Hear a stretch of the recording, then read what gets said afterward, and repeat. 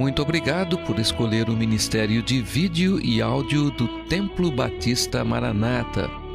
Depois de ouvir esta mensagem, visite o nosso site www.tbm.org.br. A nossa igreja oferece discipulado cristão, instituto bíblico e muitas oportunidades para o seu crescimento espiritual. Que Deus o abençoe. Maranata, ora vem, Senhor Jesus.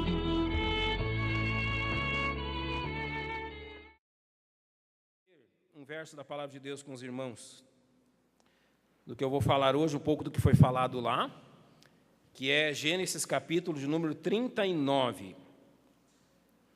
Peço que você abra a sua Bíblia.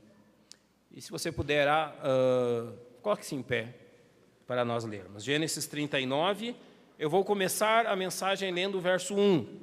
E depois, no fim da mensagem, eu vou ler os versos 2 a 6. Mas eu vou começar a mensagem lendo o verso 1 de Gênesis 39. Diz assim: E José foi levado ao Egito. O Egito é um tipo do quê? Vocês sabem?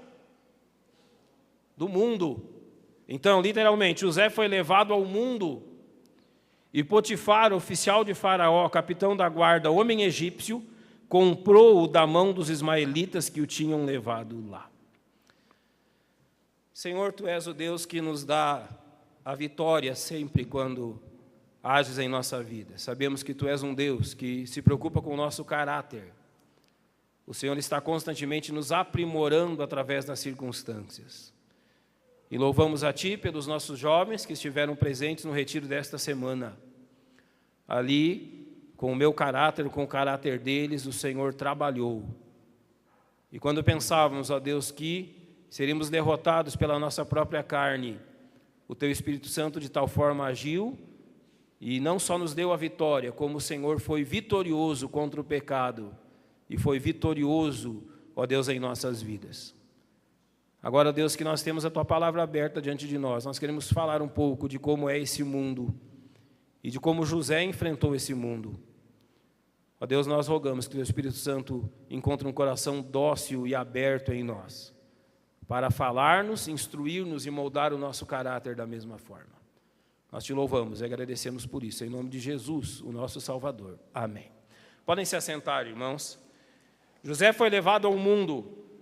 Jesus diz que nós estamos no mundo, mesmo não sendo dele.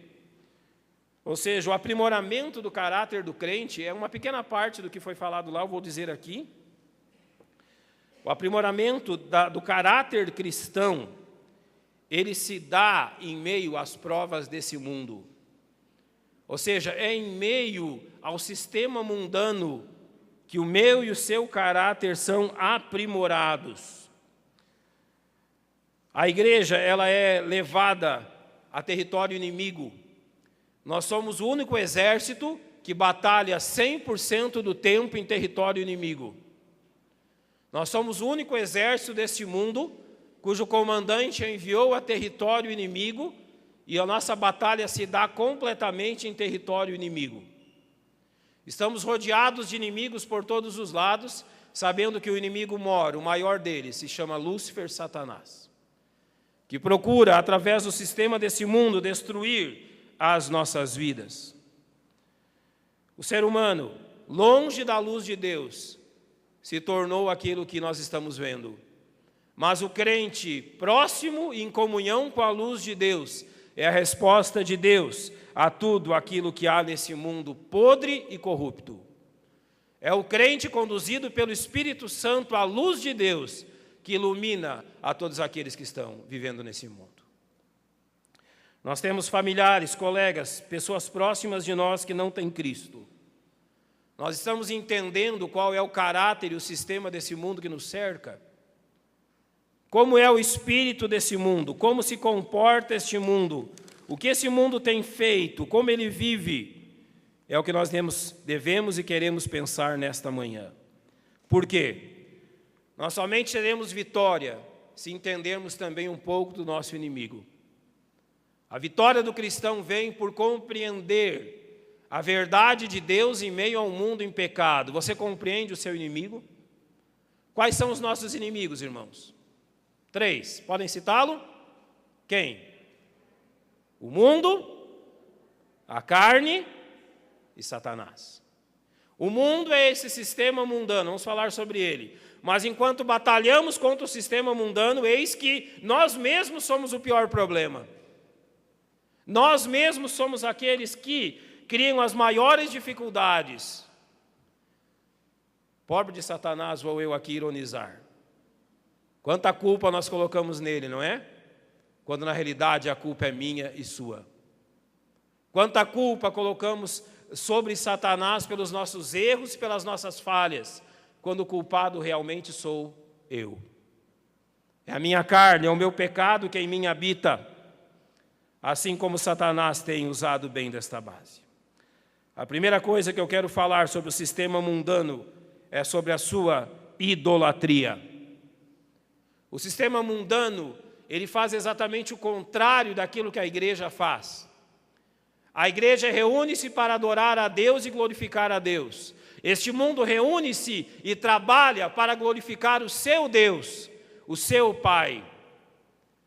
Em João 8,44, Jesus diz: vós tendes por pai a quem? Ao diabo, e quereis satisfazer os seus desejos. O sistema desse mundo é um sistema que glorifica a Satanás. É um sistema que glorifica o seu Deus, o Deus desse século, que é Lúcifer. Enquanto estamos aqui para glorificar o nosso Deus, o mundo tem trabalhado 25 horas por dia para glorificar Lúcifer. Você vê o nome de Satanás escrito por aí? Não. Você vê uma igreja, não no nosso meio, escrita a igreja do diabo? Aqui pelo menos nós não vemos. Mas em todos os lugares onde o pecado é praticado, essa devia ser a placa ali colocada. Aqui está reunido o povo de Lúcifer. Este é o pai deles, e eles querem satisfazer os seus desejos. O processo mental do ser humano sempre o leva à idolatria. Abra sua Bíblia comigo, no primeiro capítulo da carta aos Romanos. Romanos capítulo 1. Observe como Paulo estabelece isso, que tudo no ser humano, nesse processo do ser humano, neste ambiente que o ser humano vive, o conduz à idolatria. Diz assim, Romanos capítulo 1, versos 21 a 23. Ele diz: porquanto, tendo conhecido a Deus, não glorificaram como Deus, nem lhe deram graças. Antes, em seus discursos se desvaneceram, e o seu coração insensato se obscureceu. Dizendo-se sábios, tornaram-se loucos, e mudaram a glória do Deus incorruptível, em semelhança da imagem de homem corruptível, de aves, de quadrúpedes e de répteis. Ao invés de glorificar a Deus, ao invés de adorar a Deus, o ser humano se volta a uma imagem de outro homem, a imagem de aves, de quadrúpedes, de répteis, a imagens de astros celestiais e tudo mais que houver. Todo o pensamento do homem o leva a isso. Deus criou a adoração como uma necessidade básica da nossa vida. Nós vamos adorar alguém, isso está determinado desde o dia em que nascemos. Desde o dia em que você nasceu nesse mundo estava estabelecido, você adorará alguém, você prestará culto a alguém. Deus colocou em você a necessidade de adorar, e você vai se prostrar diante de alguém, isso é absolutamente certo. Agora, o que o sistema do mundo procura fazer é que você se prostre diante dos falsos deuses. O sistema do mundo procura usar a sua necessidade para que você se proste diante daquele que não é Deus, que é Satanás e todo o seu sistema. Todo ser humano irá adorar. A quem? Não sabemos, mas irá adorar. Neste objetivo que todo ser humano irá adorar, Satanás tem obscurecido o coração dos homens. A Bíblia diz que o ser humano vive na vaidade do seu entendimento. A palavra vaidade e a palavra ídolos são quase sinônimas e têm a mesma escrita. Tudo que é vão é idólatra. Tudo que é vão conduz à idolatria. Tudo que é vão conduz o ser humano a ajoelhar-se diante de algo que não é Deus. A consciência revela o ser humano a Deus, o Deus ao ser humano. A natureza revela Deus ao ser humano, mas mesmo com tantas evidências da presença de Deus, o ser humano não se revela a Deus. não se volta a Deus. Eu já falei aos irmãos de que ano passado, em janeiro, nessa mesma época, quando aconteceu aquele incidente em Santa Maria, no Rio Grande do Sul. O estado do Rio Grande do Sul é um estado católico e espírita, onde o catolicismo e o espiritismo andam de mãos dadas. Quando aconteceu aquilo, a minha oração foi: Senhor, abre o coração daquele povo, para que diante da morte eles contemplem quem eles são e se voltem para Ti. Orei muitas vezes dessa forma: Senhor, abre o coração daquele povo. A minha irmã foi missionária naquela cidade, meu cunhado também. Eles conhecem bem a realidade, uma cidade universitária, grande, próspera, que se vê diante de uma tragédia tão grande, mais de 200 jovens mortos. E nós orando. No Rio Grande do Sul, a minha igreja, os irmãos estavam orando: Senhor, abre os olhos daquele povo. Meu cunhado foi a Santa Maria pregar o evangelho naquela semana. Aquilo aconteceu no final de semana, segunda-feira ele foi para lá, junto com os pastores que conhecemos lá, e pregando o evangelho para aquele povo, dizendo: olha, abram os olhos, olha, aquilo que aconteceu não foi um acaso, aquilo que aconteceu não foi simplesmente por acontecer, Deus quer uma coisa com isso. Mas a mente do ser humano sempre é conduzida à idolatria. O sistema mundano sempre conduz à idolatria. Naquela mesma semana, as ruas da cidade de Santa Maria foram tomadas por procissões com imagens, com ídolos, com todo tipo de abominação aos olhos de Deus. E tudo aquilo que aconteceu simplesmente ajudou a fortalecer mais a idolatria no coração daquelas pessoas do que aproximá-las de Deus. Eu creio que muitos irmãos conhecem o Nordeste. E a região, o polígono das secas no Nordeste. Alguns irmãos, eu creio, vieram de lá. Creio que muitos irmãos conhecem na região do Ceará, a cidade de Crato. A região do Crato, como é chamada. Ali nasceu aqueles que os nordestinos, não os nossos nordestinos, mas nordestinos idólatras, eles denominam de Padim, nosso paizinho. Ali, naquela região, há secas que chegam a demorar uma década. As pessoas veem tudo se perder. Filhos morrem por falta de alimento, de doenças. As pessoas morrem, são como pessoas infelizes, vivendo num lugar castigado. Tudo que plantam não nasce, tudo que planta e nasce não colhe, porque não dá fruto.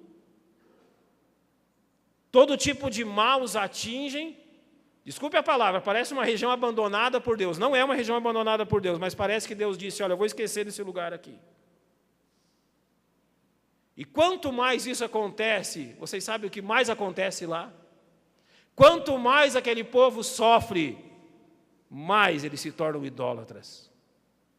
Todos os anos a romaria daquele ídolo bate recordes de assistência de pessoas, que andam naquele sertão, alguns de joelhos por uma distância, outros sem chinelo, maltrapilhos, para tocar na imagem de um homem.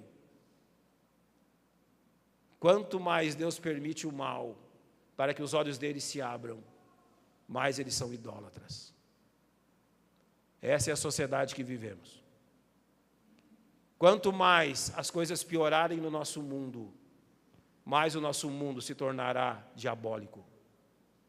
Quanto mais Deus derramar a sua ira sobre esse mundo, mais satânico o nosso mundo se tornará. Chegará um tempo, e graças a Deus por isso, nós não estaremos mais aqui, que durante 7 anos Deus vai derramar a sua ira sobre esse mundo como nunca derramou. A última parte desses últimos 7 anos, 3 anos e meio, então será algo irreconhecível, algo que jamais existiu, João disse, e jamais existirá. E sabe o que esse sofrimento inominável causará no ser humano? Ele com mais ira, o ser humano com mais ira ainda, se voltará contra Deus. Ao invés de abrirem os olhos, ao invés de quebrantarem o coração, nessa segunda parte da tribulação, o ser humano vai se voltar contra Deus como um cão raivoso. Eles olharão para as coisas de Deus e eles se colocarão numa circunstância que eles dirão: olha, nós vamos apagar o nome de Deus desse mundo. Então, no final desses últimos 3 anos e meio, os exércitos desse mundo marcharão contra Jerusalém. Qual o objetivo? Nós vamos apagar tudo que lembre Deus desse mundo. E quando eles estiverem, vamos dizer, a metros de conseguir isso, nós viemos junto com Cristo, nós viremos junto com Cristo. E Cristo mostrará quem realmente tem a glória e quem é o verdadeiro Deus desse mundo. Mas até lá, tudo que acontecer só vai aumentar a dureza do coração das pessoas desse mundo. Se tornarão mais e mais idólatras a cada dia, mais e mais imorais a cada dia, mais e mais malignas e adoradores de Satanás a cada dia. Esse é o sistema do mundo e o sistema que o mundo tem se envolvido. Uma parte importante nisso é que a razão do homem não regenerado não voltar-se para Deus é que simplesmente ele não consegue reconhecer a luz de Deus. Quando os servos de Deus foram a Santa Maria pregar a palavra naquela semana, as pessoas durante um certo momento até ouviam, coisa que não se faz no Rio Grande do Sul. No Rio Grande do Sul não se abre a porta para pastor entrar em casa, jamais. Se alguém chegar com a Bíblia na frente da sua casa, você não abre a porta. O gaúcho é assim. Te dá 20 ou 30 segundos para do portão lá da rua você falar o que quer. Olha, muito obrigado, tchau. Naquela semana as pessoas abriam. Eles entravam nas salas, na casa, sentavam no quintal e falavam de Deus. Eles falavam, e dali a alguns instantes aquelas pessoas esqueciam tudo. E voltavam à mesma idolatria que sempre tiveram. Na primeira carta aos Coríntios, capítulo 2, verso 14. Primeira carta aos Coríntios, capítulo 2, verso 14. Deus diz assim, o Senhor nos diz claramente sobre a situação das pessoas desse mundo. Ele diz que, ora, o homem natural não compreende as coisas do Espírito de Deus, porque lhe parecem loucura, e não pode entendê-las, porque elas se discernem espiritualmente. Você fala de Deus, e as pessoas não reconhecem Deus. Você fala de como Deus tem agido, e a Bíblia diz aqui, as coisas de Deus para eles parecem loucura, eles não conseguem entendê-las, porque elas se discernem espiritualmente, e espiritualmente eles estão mortos. É como falar a uma estátua. Ela não ouve. É como agir assim, sem que haja resultado. No Evangelho de João, capítulo 1, versos 9 a 11, nós temos ali uma questão muito interessante. Evangelho de João, capítulo 1, versos 9 a 11, dizem assim: ali estava a luz verdadeira, que ilumina todo homem que vem ao mundo. Estava no mundo, e o mundo foi feito por ele, e o mundo não o conheceu. Veio para o que era seu, e os seus não o receberam. Pastor, as pessoas agem assim porque não conhecem a Bíblia. Elas não leem a Bíblia, elas não ouvem da Bíblia. Então, preste bem atenção no que eu vou dizer agora. Nunca houve um povo no mundo que conhecesse mais a Bíblia do que o judeu. Os judeus conheciam de cor e salteado as promessas sobre o Messias no Velho Testamento. Os judeus eram um povo que nos últimos 1500 anos Deus havia trabalhado diretamente com eles, através de profetas, através de juízes, através de homens que Deus havia enviado para transmitir a sua vontade ao seu povo. Deus usou os profetas do Velho Testamento para darem descrições exatas de quem seria o Messias, sobre a época que ele viria, sobre a forma que ele viria. Eis que a virgem conceberá e dará à luz um filho, e chamá-lo-ão Emanuel. E tu, Belém Efrata, posto que é pequena entre as milhares de Judá, de ti sairá o Salvador. Eles tinham a época, eles tinham a cidade, eles tinham as características. Ele disse em Isaías 53 como seria Jesus. O verso 9 diz: estava ali a luz verdadeira, que ilumina todo homem que vem ao mundo. Deus andava no meio deles. Deus estava entre eles. A luz verdadeira era um homem andando em meio a pessoas que conheciam abundantemente a palavra de Deus. Estava no mundo, o mundo foi feito por ele. E o que diz então? Que esse sistema mundano não o conheceu. Veio para o que era seu, o povo judeu, e os seus não lhe deram boas-vindas, não o receberam. Aquelas pessoas tinham conhecimento profundo da Bíblia, Mas como eu disse, o pastor bem citou lá, eu já disse aos nossos jovens, eles erraram o céu por 45 centímetros. Eles estavam tão perto do céu, o céu veio a eles, o céu andava entre eles, mas eles conseguiram errar o céu, conseguiram a proeza de errar o céu por 45 centímetros. Você sabe o que são 45 centímetros? É exatamente a distância entre a sua mente e o seu coração. Tudo estava aqui na cabeça e nada desceu para cá. Eles sabiam tudo sobre o Messias, mas o coração não amava o Messias. Quando o Messias veio, o Messias foi uma afronta à vida de pecado deles, porque o coração não estava preparado. Irmãos, assim como José no Egito, e essa descrição também é a descrição do povo egípcio. O povo egípcio era um povo extremamente idólatra. O povo egípcio era um povo que tinha centenas de deuses. Você pode pegar as chamadas 10 pragas que Deus lançou sobre o Egito. Você lembra delas? Cada uma delas foi lançada contra um ídolo egípcio.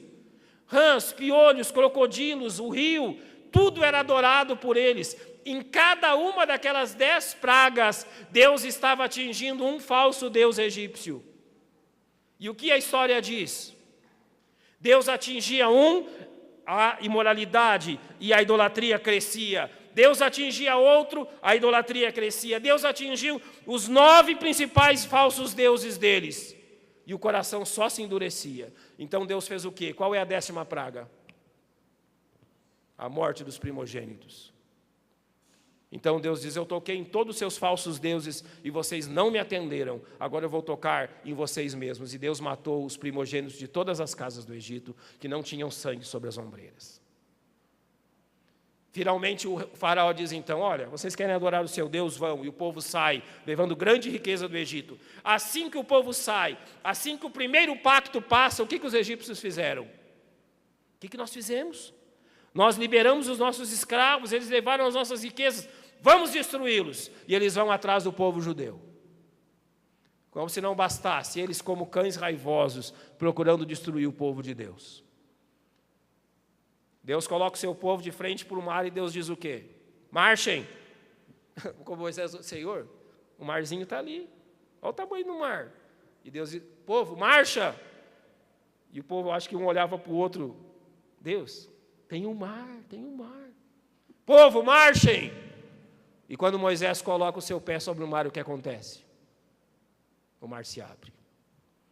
O povo de Deus atravessa aquele lugar em seco. Os egípcios vêm atrás. Eles estão como cães raivosos atrás do povo de Deus. Eles veem o mar aberto, eles vão também. O povo de Deus atravessa o mar. E o que acontece com o povo egípcio? O exército de Faraó é destruído naquele dia. Aquela foi uma derrota tão grande, que nenhum historiador até hoje encontrou um relato egípcio sobre aquela derrota. Eles tiveram tanta vergonha do que aconteceu, que eles proibiram que fosse relatado aquilo. O faraó que pereceu naquele dia, a história dele que temos é mínima, eles mesmos não relataram a derrota daquele dia. Agora, em meio a todo esse povo havia um homem, quem era? José. José foi um homem, como lemos em Gênesis capítulo 39, eu peço que vocês abram sua Bíblia novamente. Gênesis 39. A Bíblia diz que José foi levado ao Egito. Ele viveu em meio a toda a imoralidade, a todo o pecado do Egito. Em certo momento, a mulher de Potifar procura seduzir José, e José se escapa das mãos dela. José foi escravo, foi maltratado, foi preso injustamente, foi vendido pelos seus irmãos. José viveu em meio a uma sociedade corrupta e ímpia, cada vez mais idólatra e cada vez mais dura com José. Mas a partir do verso 2 você lê assim: E o Senhor estava com José e foi homem próspero, e estava na casa de seu senhor egípcio. Vendo, pois, o seu senhor que o Senhor estava com ele, e tudo o que fazia o Senhor prosperava em sua mão, José achou graça em seus olhos e servia-o. E ele o pôs sobre a sua casa e entregou na sua mão tudo o que tinha. E aconteceu que desde que o pusera sobre a sua casa e sobre tudo o que tinha, o Senhor lhe deu graça em seus olhos. E ele o pôs sobre a sua casa e entregou na sua mão tudo o que tinha. E aconteceu que desde que o pusera sobre a sua casa e sobre tudo o que tinha, o Senhor lhe deu graça em seus olhos. E o Senhor abençoava a casa do egípcio por amor de José, e a bênção do Senhor foi sobre tudo que tinha na casa no campo. E deixou tudo que tinha na mão de José, de maneira que nada sabia do que estava com ele, a não ser do que comia, do pão que comia. E José era formoso de porte e de semblante. O Senhor abençoava José em tudo que ele fazia. Irmãos, assim como José, e esta é a síntese daquilo que estudamos essa semana no retiro. Assim como José, nós vivemos num mundo que é um pouco daquilo, nós descrevemos apenas um pouco dele, mas ele é muito mais aquilo que acabamos de descrever.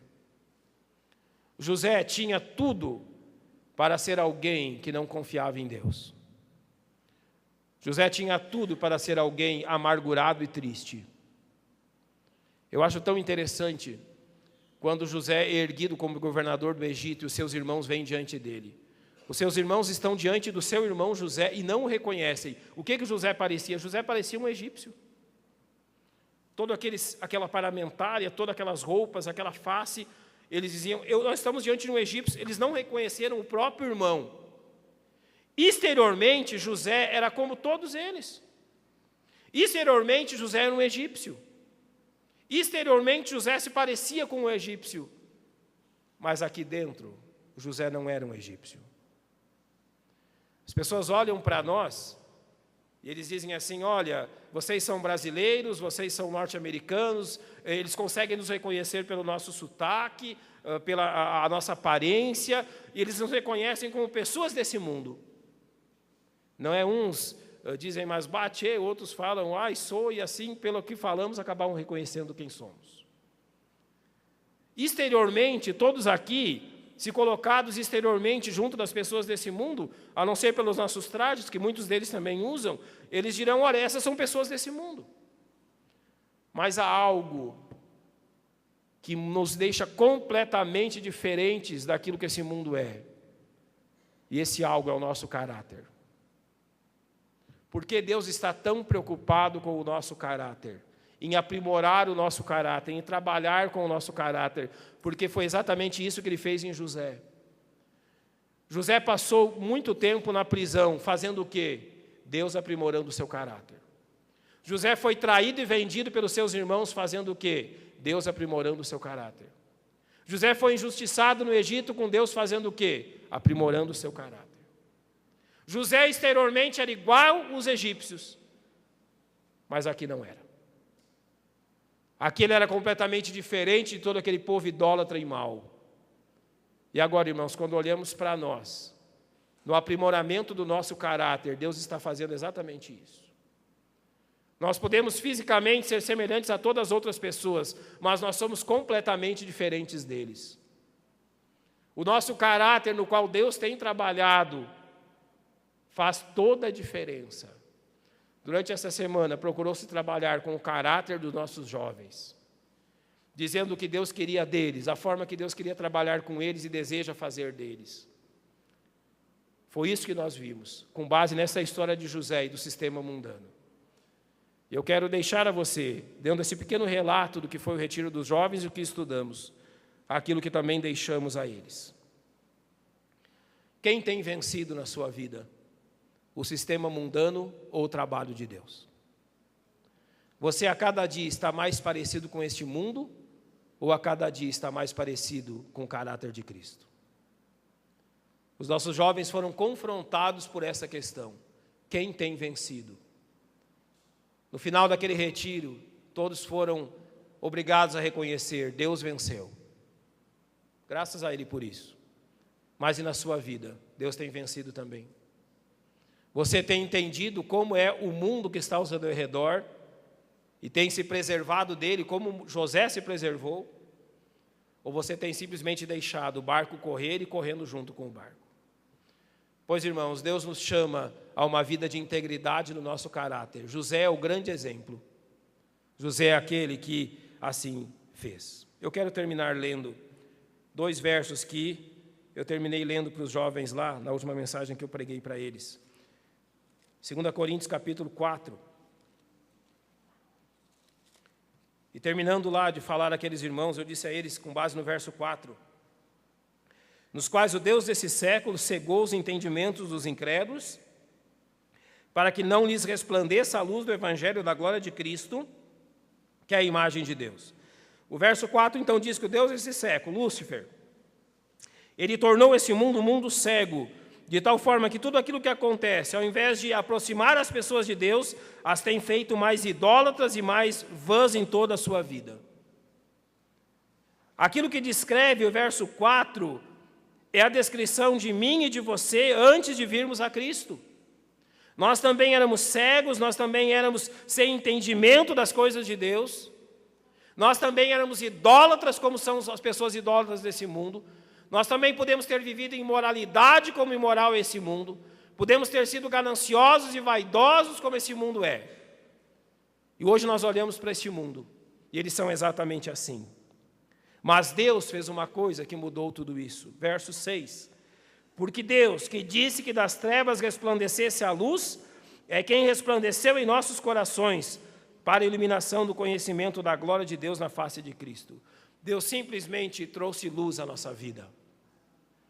O encorajamento que foi dado àqueles jovens foi: um dia você foi tudo o que esse mundo é, e Deus foi poderoso para quebrantar o seu caráter, para quebrantar a sua teimosia, a sua dureza de coração e conduzi-lo à luz de Cristo. E terminamos dizendo para eles: se Deus foi poderoso para quebrantar o coração desse teimoso aqui, Deus é poderoso para quebrantar o coração de qualquer teimoso desse mundo. E você pode apontar o dedo para você e dizer o mesmo também. Esse mundo que está ao nosso derredor está indo de mal a pior sem Cristo. Nós temos Cristo. O desafio é esse. Vamos aprimorar o nosso caráter e apresentar Cristo a essas pessoas, para que a luz que brilhou nos nossos corações do verso 6 também brilhe no coração daqueles que ainda estão no verso 4. Para que a luz de Cristo brilhe no coração de todos.